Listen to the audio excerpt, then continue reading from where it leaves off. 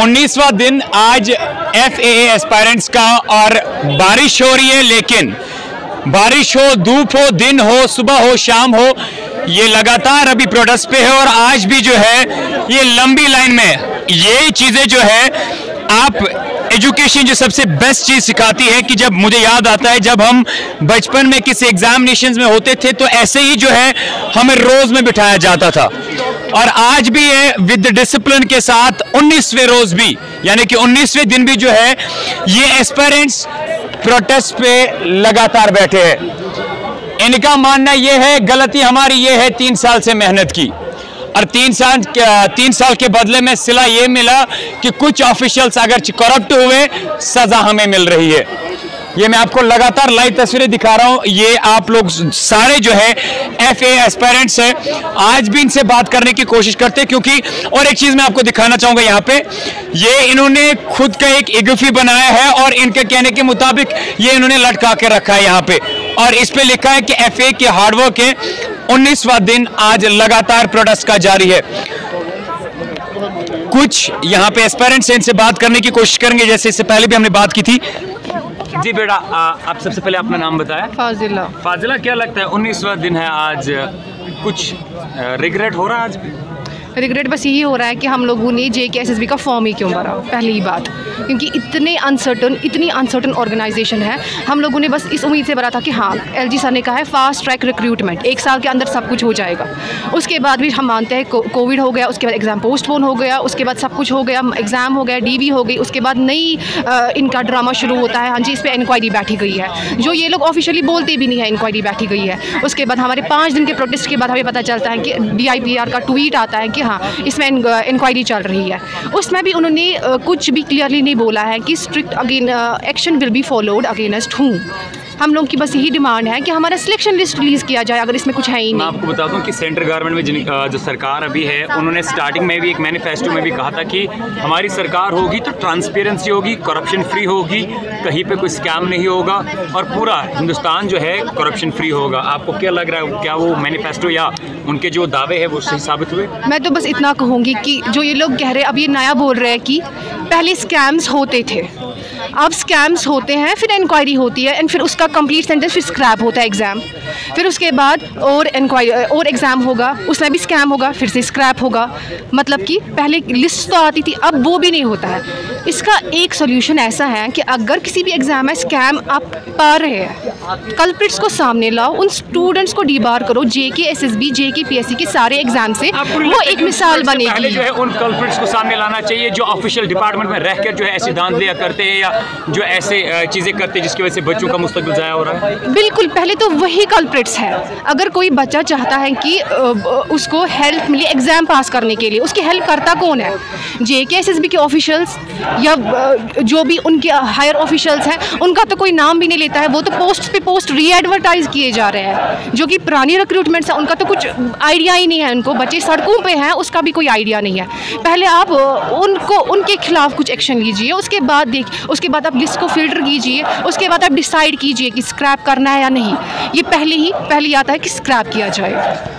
हमारे साथ में आप देख सकते हैं और भी बच्चे यहाँ पे हैं। बड़ा बुरा लगता है क्योंकि ये या तो किसी यूनिवर्सिटी से तो निकल कर आए हैं, पढ़कर जो आए हैं, ये तो अभी किसी डिपार्टमेंट के अंदर होनी चाहिए क्योंकि इनकी मेहनत की वजह से इन्होंने मेहनत जो की है।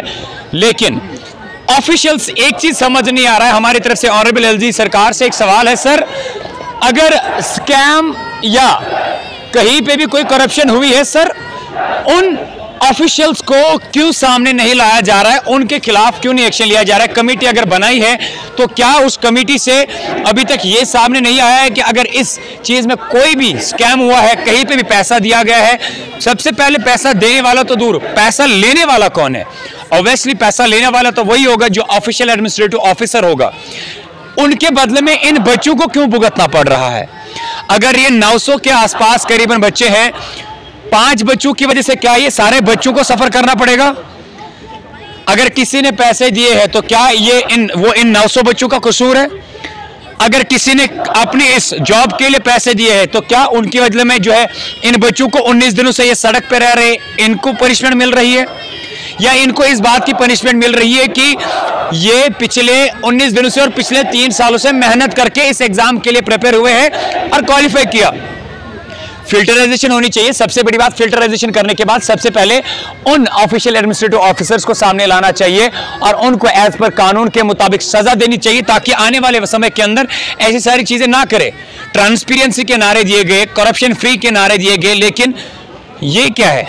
अगर करप्शन फ्री है, ट्रांसपेरेंसी है, तो ये लोग सड़कों पे क्यों है? किसकी वजह से सड़कों पे है? क्या इन्हें कोई शौक है? ऑनरेबल प्राइम मिनिस्टर का नारा तो था बेटी बचाओ बेटी पढ़ाओ, लेकिन यहाँ पे तो बेटियां सड़कों पे है। बेटियों ने तो पढ़ा लेकिन रोड पे आके खड़ी हो गई। ये मैं आप सामने दिखा सकता हूँ, सारे क्वालिफाइड बेटियां हैं इस कश्मीर कौम की, इस पूरे मुल्क की, लेकिन आज भी जो है आप देख सकते हैं 19वें रोज छाते लेकर इस प्रोटेस्ट पे बैठे हैं।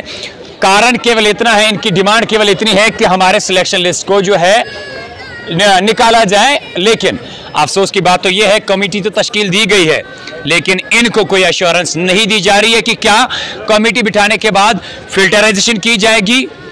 इनका मानना यह है कि स्क्रैप करना कोई भी ऑप्शन नहीं है और लिस्ट जो है वो स्क्रैप नहीं होना चाहिए।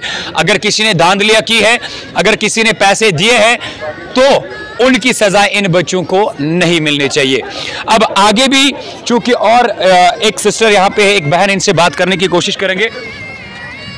आज क्या लग रहा? 19वां दिन है, सड़कों पे है, बारिश भी पड़ रही है, क्या फील हो रहा है आज?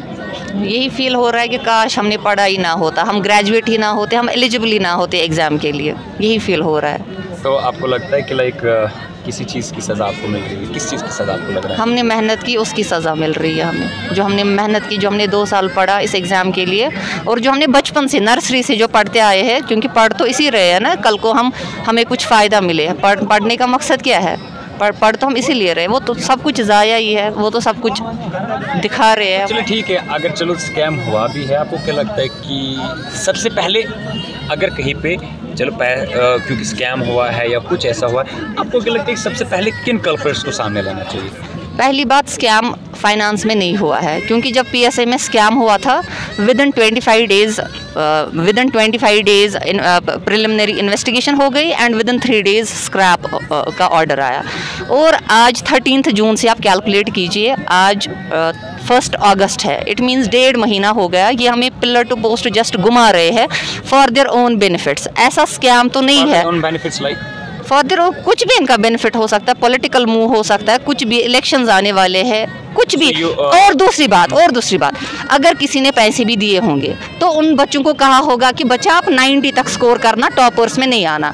और जब हमारी मेहनत से हम 96 तक कट ऑफ में ले आए और जिन्होंने पैसे दिए हैं वो बच्चे आज गिर रहे हैं। हो सकता है ये वो भी हो सकता है कि ये उनके लिए हमारा एग्जाम री-एग्जाम करवाने वाले हैं, वो भी एक पहलू है स्टोरी का। अच्छा, आपको लगता है कि दोनों साइड में धांधलियां बराबर की है?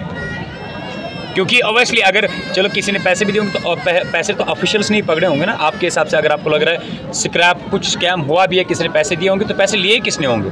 वो तो इनको खुद को पता होगी। ऑफिशियल्स ने भी लिए होंगे ना। वो तो फिर प्रिलिमिनरी इन्वेस्टिगेशन जो हो गई वो तो उन्हीं को पता होगी ना। तो कमेटी जो बिठाई गई, पहले मैं पीएसए की बात करती हूँ। अगर स्क्रैप हुआ, but where are the culprits? Culprits तो नहीं है ना, क्योंकि जब नीट में विदिन 48 आवर्स कल्प्रिट्स लाते हैं तो PSI में तो इन्होंने अभी तक कल्प्रिट्स नहीं लाए, और हमारा इन्होंने जस्ट लटका के रखा है from pillar to post. As such हमारे में स्कैम नहीं है, हमारे टॉपर्स, हमारे सिबलिंग्स सारे सड़क पे है, जम्मू में भी और कश्मीर में भी हम सारे सड़क पे है। हम पे कोई जिन पे भी एलिगेशन है वो सारे सड़क पे है। हम अपने डॉक्यूमेंट्स लेकर यहाँ बैठे हैं पिछले 19 दिनों से। स्क्रैप या फिल्टराइजेशन? ना तो फिल्टर होगा ना तो ये, क्योंकि स्कैम है ही नहीं, स्कैम है ही नहीं। ये हमें जस्ट घुमा रहे हैं, ये हमें जस्ट घुमा रहे हैं, क्योंकि लोगों ने कुछ एलिगेशंस लगाई थी और वो लोग जिन पे एलिगेशंस है वो सड़क पे है। हमारे टॉपर, जम्मू के सिबलिंग्स, यहाँ के सिबलिंग्स सारे सड़कों पे है।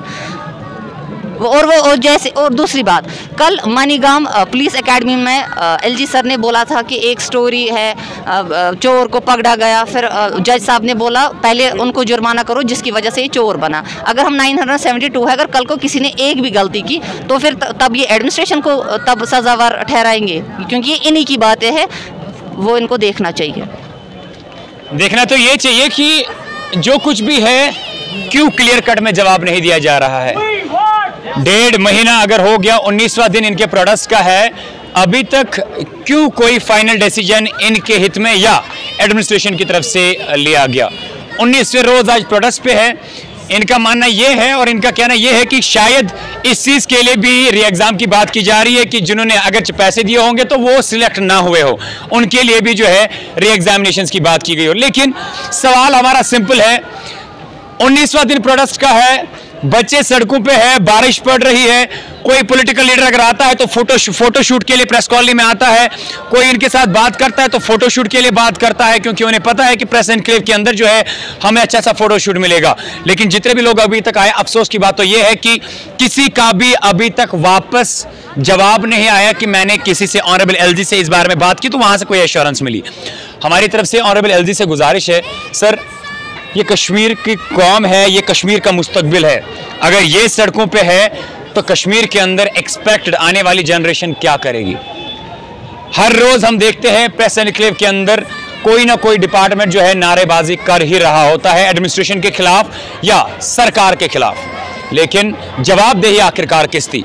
उम्मीद करते हैं कि आने वाले समय के अंदर इन बच्चों को देखकर जो है, ये लाइव तस्वीरें, बारिश इतनी जोर से हो रही है, सारे बच्चे, कुछ लोगों के हाथ में छाते हैं लेकिन कुछ बच्चे जो है बिना छाते के, कुछ कुलगाम से आते हैं, कुछ शोपियान से आते हैं, कुछ बड़गाम से आते हैं, कुछ गांदरबल से आते हैं। हर रोज सुबह शाम यहाँ सुबह आना, शाम को घर वापस जाना, सुबह यहाँ आना, शाम को वापस घर जाना।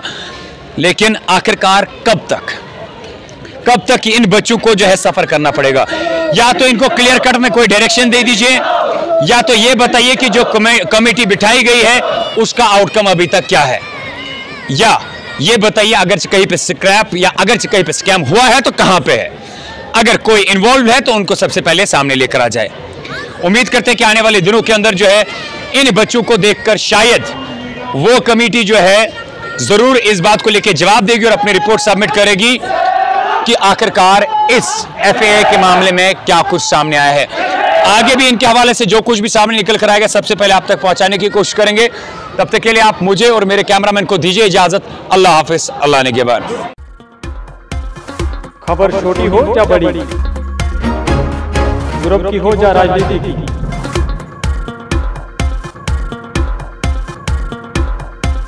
हम रखेंगे आपको हर लम्हा से बाखबर, और आपके लिए हर खबर पर हम रखते हैं नजर, क्योंकि हम दिखाते हैं हर खबर को सच के साथ।